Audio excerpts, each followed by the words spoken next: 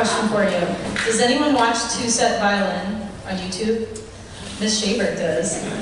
Okay, so Two-Set Violin is a YouTube channel, as I mentioned. It has two violinists. They're about my age. I feel like I missed a career opportunity. But I think they live in Australia, and they've, for years, made really high-quality, super nerdy orchestra videos. Just jokes about being in orchestra, inside joke kind of humor. So this fall, they posted some actually really like high-level, advanced music videos and original songs, chock full of classical music puns and things. So of course we watched them in class because that's part of our curriculum. But actually, I was super annoying and I stopped the video like every second or less to explain every single reference to make sure that we understood it all, because it was a fun way to learn about music history. So at one point we get in the video, they make this reference without saying the person's name.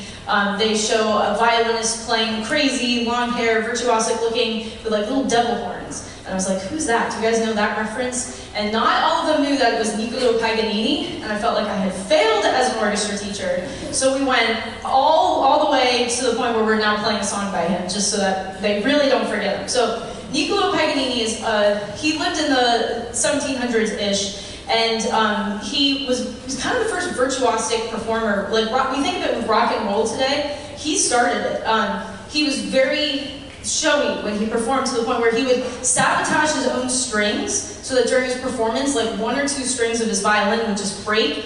But he knew that was going to happen. But he like shocked everyone by then like making it work on all the other strings and wowed everyone. He was just quite a showy performer, and he advanced violin technique a lot. He wrote a lot of really challenging concertos.